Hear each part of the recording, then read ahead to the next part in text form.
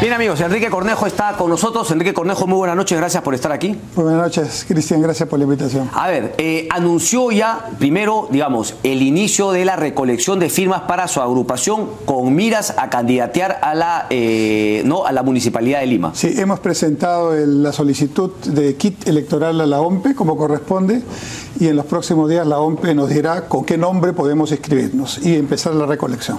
Okay. Hay que presentar 3 nombres y la OMPE hace el proceso de chequeo de si los nombres tienen alguna coincidencia. Tenía un nombre tentativo inicialmente, sí, ¿no? Queremos usar el Contigo, pero parece que el Contigo Lima ya tiene en Indecopio un registro de marca. Alberto Sánchez Aescorbe, sí, le informa justamente Caletas. Y entonces no hay problema, podemos buscar otras variables y hemos presentado a la OMPE 3 alternativas y espero que alguna pueda funcionar. Ok, dice Cornejo en tratativas con Luna, movidas municipales. José Luna Gálvez, quien justamente ha sido solidario durante mucho tiempo, financiaba las campañas de Luis Castañeda Locio. ¿Ha habido un acercamiento, ha habido una conversación?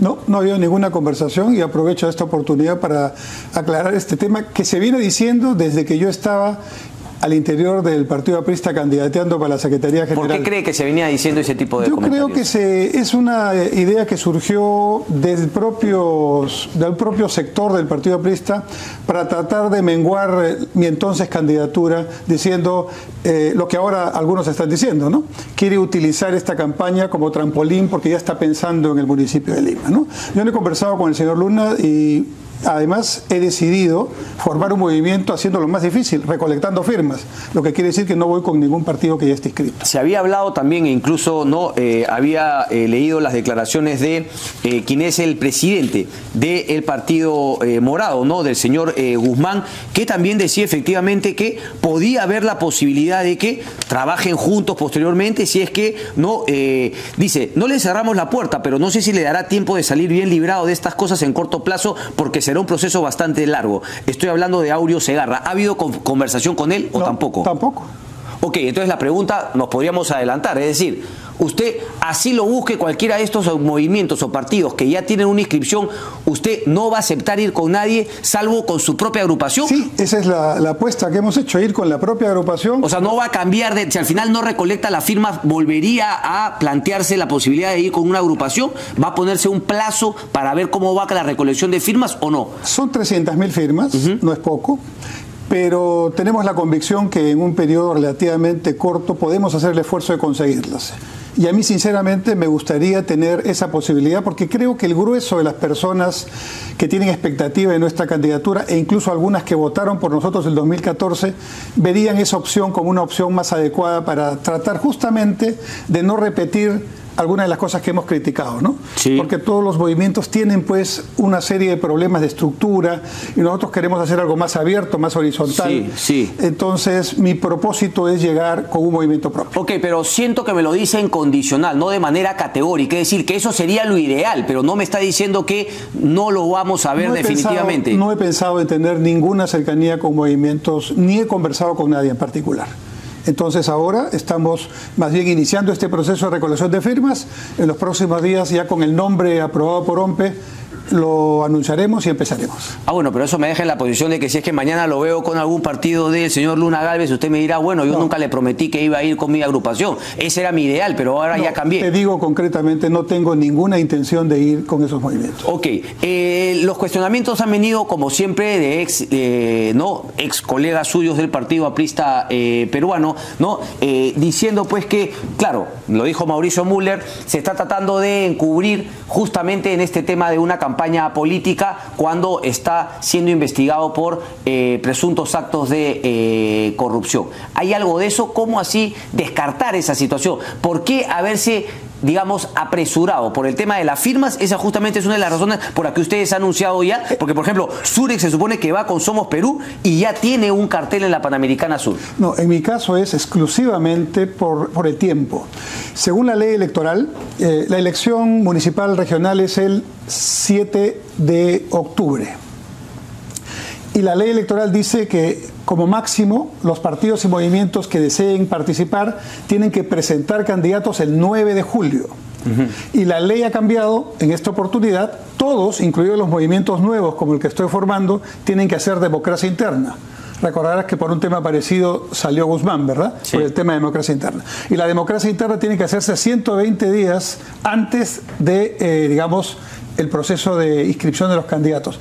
Eso significa que el movimiento que estamos tratando de crear y de inscribir tendría que tener democracia interna entre abril y junio, digamos así. Por lo cual tiene que estar inscrito antes de marzo, o en marzo a más tardar.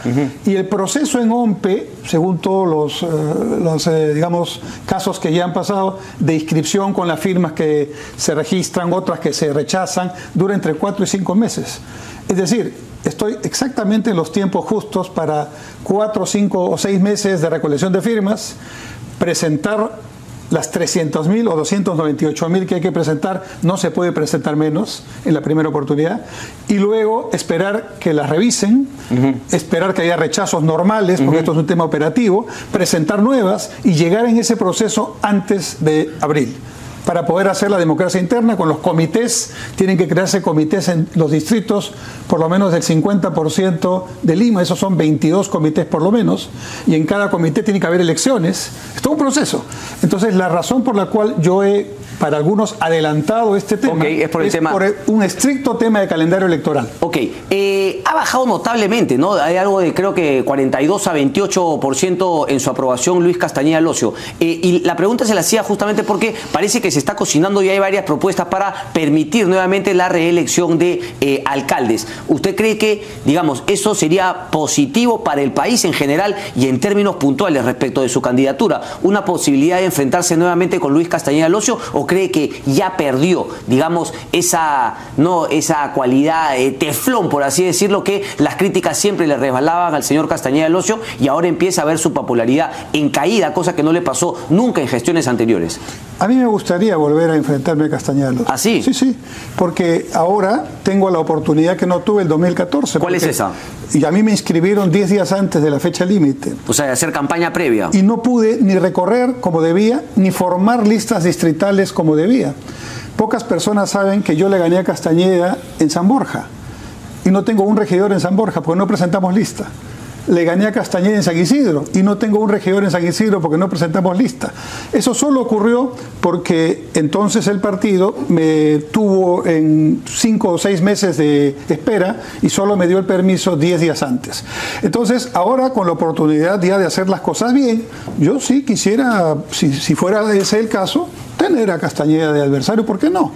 ¿Qué es lo que propone? ¿Qué es lo que propone? Y claro, antes el tema no de las acusaciones de investigación. ¿Usted cree que efectivamente antes de llegar a las elecciones su nombre va a quedar completamente desligado de las investigaciones vinculadas a Odebrecht, a la línea 1 del metro o de algún otro tema que podría aparecer en los próximos semanas, meses, etcétera? Yo estoy convencido que sí, por 3 razones.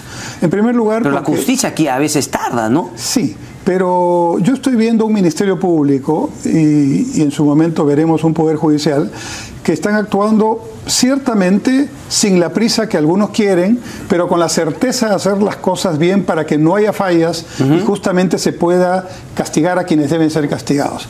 De manera tal que ese hecho, más el hecho que han estado conversando antes de mi entrevista, de que justamente las informaciones vienen de fuera, en este caso, con una gran potencia, porque prácticamente, digamos, generan información precisa sobre temas precisos, cuentas, delaciones, empresas, etcétera, que obviamente la Fiscalía tiene que corroborar. Y en tercer lugar, yo creo que el Ministerio Público no se está dejando presionar, está haciendo bien su trabajo. En consecuencia, yo estoy convencido que antes de un año podríamos tener, en lo que a mí respecta, que es un tema muy puntual en el que se está produciendo una investigación, tener las cosas claras, y estoy seguro que eso abonará en mi favor cuando estemos en la campaña. ¿Qué es lo que le ofrece a la municipalidad, digamos, a los limeños? Yo le ofrezco, en primer lugar, tener una alcaldía que empiece a ordenar Lima. No puede ser que Lima sea una ciudad con 10 millones de habitantes y todo sea un caos. Y eso implica, en primer lugar, tener un plan, un orden, una visión. Y yo tengo 5 objetivos fundamentales. El primero es el del transporte. Yo quiero regalarle a los limeños 1 hora de su día diaria. ¿Cómo es eso? 1 hora de su día. ¿Cómo?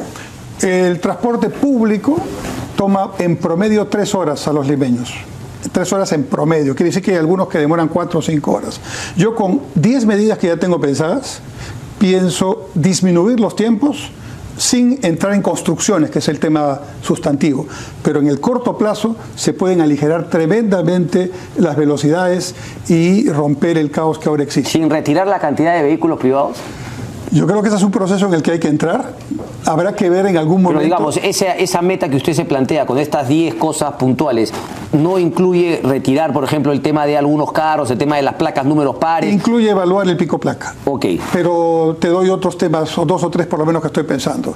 Yo quiero regular el giro a la izquierda. Ok. Porque el giro a la izquierda significa, por la forma en que manejamos además con 2 o 3 líneas para hacer el giro, un problema ya 4 o 5 cuadras antes de la izquierda correspondiente. Como en toda ciudad ordenada, el giro a la izquierda se hace con el cuadrado correspondiente. Ya no se hace este giro que significa un problema. Quiero regular las horas camioneras, ¿no? Es decir, un punto fundamental. Sí. A ver, explíquenos un poquito eso cómo va. Para lo cual, para poder hacerlo y no dejarlo solamente en el tema lírico, hay que hacer un acuerdo con todos los que son los comerciantes, los principales mercados y centros comerciales, para que la logística se haga de madrugada. Sí. ¿Por qué los camiones entran de día? Porque todo el sistema logístico es durante el día. Eso no ocurre ni en Buenos Aires, ni en Sao Paulo, ni en ninguna ciudad importante. Ok, pero eso es cuando son temas, por ejemplo, no de retail y qué sé yo, pero por favor, yo veo concentrado de mineral entrando hacia el puerto del Callao a las 11 de la mañana por la carretera central, cogen un rato Javier Prado, una locura, un caos. Yo regularía los horarios camioneros de manera tal que se priorice su actividad en las madrugadas y las horas punta de mañana y de tarde estén liberadas de camiones. Yo regularía el uso de la pista para los camiones concreteros en las construcciones, que hacen que todo el día tengamos esa pista fuera de servicio. Sí, claro, pues ahí ponen un par de conitos sin ninguna autorización y se apropiaron de la pista. Y yo tendría que conversar, creo que no es un tema municipal solamente, tengo que ver la parte legal, pero me gustaría hacer algo como esto. Suponte que Sedapal o Luz del Sur me diga, voy a intervenir en la avenida Arequipa, cuadra 5. Y resulta que interviene uno primero, interviene el otro después, y siempre tenemos una obra y un hueco y un problema. Sí. Yo quisiera que los dos intervengan al mismo tiempo. Primero, y quisiera que me den un plazo de su trabajo. Si son 90 días, yo quiero que me den una carta fianza, por si se pasan los 90 días yo le ejecuto. Porque acá hoy día es como a ellos mejor les provoque, que sé yo. Desgraciadamente el tiempo me gana Enrique Cornejo, pero tenía preguntas puntuales, porque hoy día, por ejemplo, vino el alcalde de Comas a decirme que ellos están planteando la creación de una provincia con 8 distritos de Lima Norte. ¿Eso tiene sentido o más bien es atomizar más la falta de gobernanza que hay en nuestra capital? Yo soy partidario de las mancomunidades, pero más que creación política es cuestión de sinergia y actuación conjunta, que puede permitir, por ejemplo, serenazgo conjunto y dejar esta tonta idea de que solamente el sereno sirve al distrito que está aquí y al de la izquierda pasando la cuadra ya no. Yo creo que hay muchas formas de actuación conjunta, por ejemplo en la Costa Verde. ¿Cómo es posible que haya 7, 8 distritos que tengan 7, 8 visiones de la Costa Verde? Cierto. La Costa Verde tiene que manejarse integralmente. Pero se supone que hay una autoridad de la Costa Verde y no funciona, porque justamente no es la potestad. No hay una autoridad única del transporte. ¿Usted le pediría al Congreso sacar eso adelante? Supuesto. Claro que sí. Yo creo que la autoridad única del transporte, en este caso no solo de Lima, sino del Callao también, debe ser una realidad pronto. Y esa autoridad debería ser, sobre todo, regulación e ingeniería de tránsito. Uno piensa, claro, la solución integral es que hay un sistema de transporte, metro, metropolitano, corredores, trenes de cercanía, taxis y autos particulares.